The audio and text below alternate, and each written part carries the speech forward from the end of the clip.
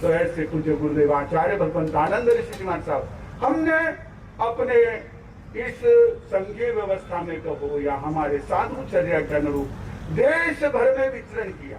संप्रदाय को मानने वाले हो, चाहे जिस प्रांत में रहने वाले हो, चाहे वो उत्तर भारत में हो, राजस्थान में हो, मालवा में हो, साउथ में हो, अपने अपने गुरुदेवों के प्रति बहुत आस्था उनकी। लेकिन पहले जयानंद, ये दोनों महापुरुषों का नाम जिस हमारे आलोक ऋषि जी के मनो मस्तिष्क में है, उस काम को करने के लिए ताकत भी वही से। वैसे देखा जाए तो आज की तारीख में जितना मुझे लगता है शारीरिक दृष्टि से कमजोर वही है। हम तो भले ही इतना चल के आए, फिर भी थोड़ा सा कम लगते हैं, बाकी बहुत कम। तो ये हमारे प्रवर्तक श्री जी से भी वैसे देखा जाए तो शारीरिक दृष्टि से तो बहुत दुबले पतले कमजोर, लेकिन आत्मबल अद्भुत। कब रात में उठ जाते हैं, कब रात में सोते हैं, पता ही नहीं चलता है। कहना पड़ता है बहु रात्र जल्दी सुई सकाळ बच्चे घना काम है। इतना एक अपने आप में काम का जुनून और उन महापुरुषों के प्रति ऐसी आस्था जिससे हमारे तपस्वी रत्न मगन मुनि जी महाराज साहब के बहुत आशीर्वाद मिले बचपन। 95 की होगी।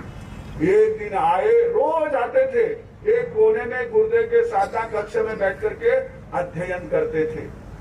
इनका जर्नल वहां पर छूट गया, मिला नहीं। पूरा जर्नल वापिस लिखा। आज के जीटी के जमाने में बहुत ध्यान देने वाली बात है। हमारे कई महानुभाव, कई बच्चे हमको मिलते हैं, मैं पूछता हूँ भाई क्या पढ़ रहे हो, बोले इंजीनियरिंग पढ़ रहे हैं। मैंने कहा कैसे चलता है, बोले मास्टर बढ़िया है, सबमिशन के लिए बहुत कम समय रहता है तो ग्लास ट्रेसिंग से हम लोग फटाफट सबमिशन करते हैं। उस समय में अपने हाथों से पूरे जर्नल लिखते हैं। एक तो मन में यही भावना थी कि मुझे ये कार्य करना है। पहले बच्चों की पाठशाला के लिए बहुत काम किया, दीक्षा लेने के बाद उसके लिए निरंतर प्रयास करते हैं। और हम लोग 2016 में जिस समय बेंगलोर चतुर्मास से पहले आए थे, उस समय यहाँ पर भूमि पूजन का कार्यक्रम रखा हुआ था। जो आप कहते हो ना, फर्श से लेकर कहां तक का सफर, अर्श तक का, जमीन से लेकर आसमां तक का सफर इस संस्था ने, इस जगह ने और हमारे आलोक ऋषि जी ने गुरुदेव की कृपा से, हमारे अन्नदाता के प्रवर्तक श्री जी के आशीर्वाद से, हमारे ज्येष्ठ गुरुभाता जिनकी अपनी सोच, जिनकी अपनी विजन हम सभी के लिए हमेशा प्रेरणा स्रोत रही, ऐसे प्रबुद्ध विचारक आदर्श श्री जी महाराज साहब के मार्गदर्शन ने ये कार्य कर दिखाया। क्योंकि ये पहले जमीन थी। अब आप उस समय हम आए तो हमने क्या देखा था, जमीन को देखा था। और इस हरण गांव से आ रहे थे तो हमने क्या देखा, आसमान को छूती हुई उस बिल्डिंग को, आसमान को छूते हुए उस मकान को देखा, जिस मकान के एक एक कोने को, जिस मकान की एक एक ईंट को, जिस मकान के एक एक कण को अपनी सद्भावनाओं से, अपनी मंगल भावनाओं से आने वाली हमारी पीढ़ी के उस उज्जवल भविष्य को लक्ष्य में रख करके बनाया गया है। जब हमने ये इसका नजारा देखा, मैंने दूर से ही, यहाँ से 2-2.5 किलोमीटर पीछे थे, तो चल रहा था, मैं तो ऐसे अपनी धूम में चल रहा था, मोहन भी था। तो मुझे हितेंद्र ऋषि जी ने कहा, हमारे साहब वो जो लाल बिल्डिंग दिख रही ना, वो बिल्डिंग आनंद पार्षद, अब दूर दूर तक भी जिसका नजारा दिखता है। और अब तो आपने क्या कर दिया, हमारे आलोक ऋषि जी जो है ना, उनका मैंने आपको पहले का नाम बताया, प्रकाश बाफना, लेकिन पूरा नाम क्या था, प्रकाश अशोक लाल जी बाफना। अब एक अशोक जी का निश्चित रूप से हम सर का स्मरण करेंगे।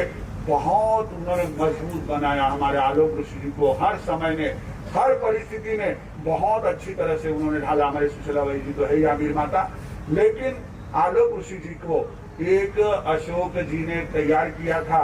विश्वास दिलाता हूँ हमारे आलोक ऋषि जी में वो क्वालिटी है और इनके साथ जुड़े हुए इन सभी कार्यकर्ताओं में वो एक प्रकार से निश्चित रूप से ये रही हुई है, हमारे प्रभारी सर हो या उनकी पूरी टीम है, ये आपके हर निर्देश को, चाहे वो चांदमल संस्था से जुड़ा हुआ हो, चाहे वो अशोका एजुकेशन सारे ट्रस्ट से जुड़ा हो, हर चीज को समझेंगे, करेंगे और उसी के अनुसार इस कार्य को, क्योंकि ये कार्य ना, ठीक है हम कह रहे हैं गुरुदेव का सपना है, ये साकार कर रहे हैं, लेकिन आज की बहुत बड़ी आवश्यकता है, बहुत बड़ी जरूरत। हम लोग अभी चेन्नई में थे, वहां पर हमारे पास में सकल जैन समाज की मीटिंग हुई।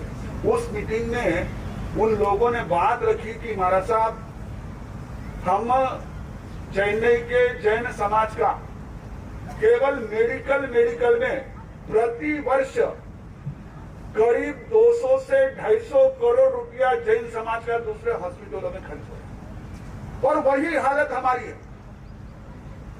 अगर आप अपने बच्चों को भेजोगे, वो तो भेजना ही है, लेकिन बच्चे नहीं भी होंगे तो भी हमारा योगदान इस संस्था में रहेगा, क्योंकि ये संस्था हमारे समाज के, हमारे जैन धर्म के, हमारे नैतिक संस्कारों के ही नहीं तो हमारे राष्ट्रीय चेतना के लिए अत्यावश्यक है।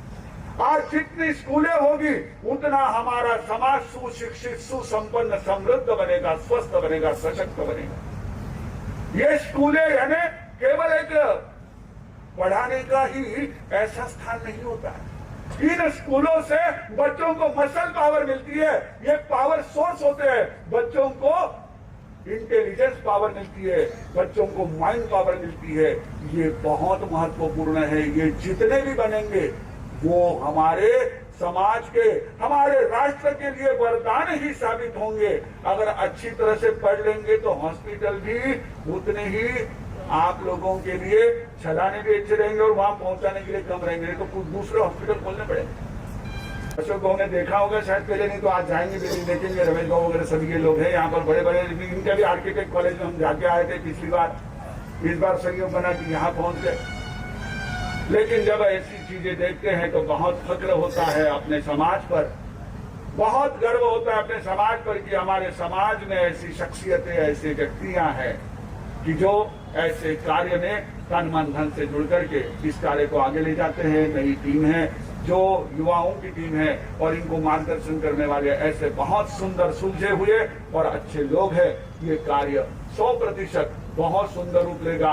यानी आने वाला समय यही कहे, जैसे अभी कहा ना अशोक भाव ने, वही मंजिल हासिल कर ली। और आपको देखो, अभी तो फिलहाल जो स्थिति में देख रहा हूं उसमें ऐसा लग रहा है कि जो अपना वर्धमान महावीर फाउंडेशन का, वर्धमान महावीर यूनिवर्सिटी का स्कूल बन रहा है, वो रहेगा सीबीएसई और ये रहेगा स्टेट बोर्ड।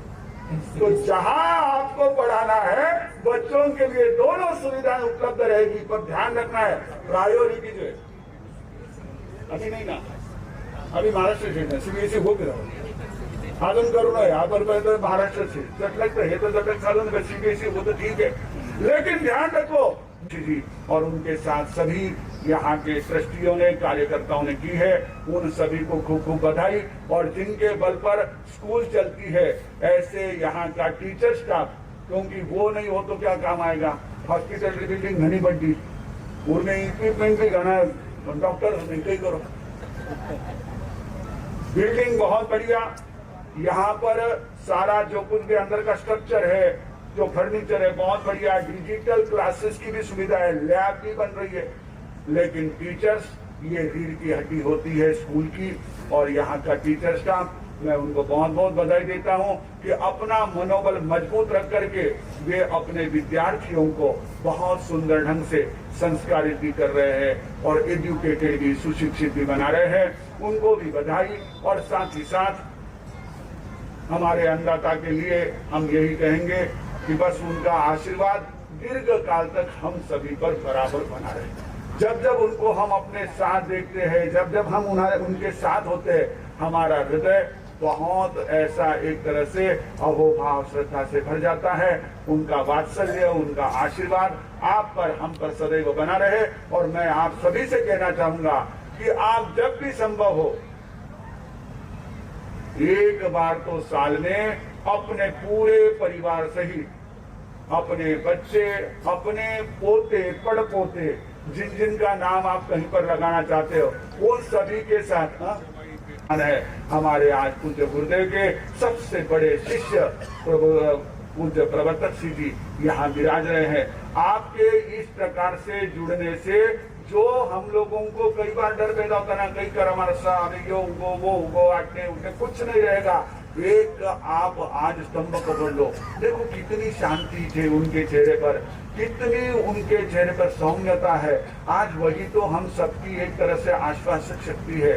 और आपको बता दूं, ये आज जो गौतम प्रसादी का लाभ जिस परिवार ने लिया है, उस परिवार को तो प्रवर्तक श्री जी के सानिध्य में आने के बाद, प्रवर्तक श्री जी से जुड़ने के बाद कितना अपने जीवन में परिवर्तन आया है, आप कल्पना भी नहीं कर सकते। बहुत कुछ उन्होंने, तीनों परिवार, राका, बटेवरा, कांकरिया, तीनों परिवार जिन्होंने आज ये लाभ लिया है, ये सब प्रवर्तक श्री जी के आशीर्वाद से बहुत अधिक लाभान्वित है। और मुझे लगता है शायद ही ऐसा कोई होगा कि से तृप्त हो जाता है अपने किसी परिवार के ऐसे ज्येष्ठ व्यक्ति का हाथ, आश्वासन का हाथ अपने पीठ पर आया हो, अपने मस्तक पर आया हो, ऐसा फील वो करता है।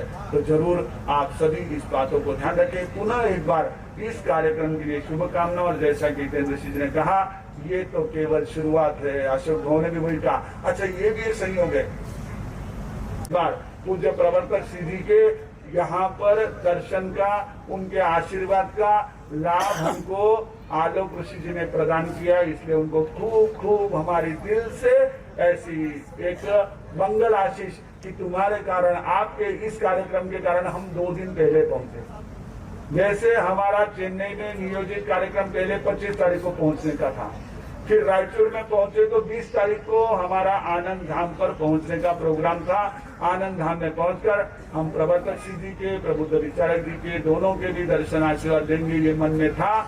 लेकिन इस कार्यक्रम का एक निमित्त बना और हम 2 दिन पहले ही पहुंच गए। और वैसा एक बार सभी के लिए धन्यवाद देते। एक साथ सिर को प्रेम से बोलेंगे सभी, जय आनंद।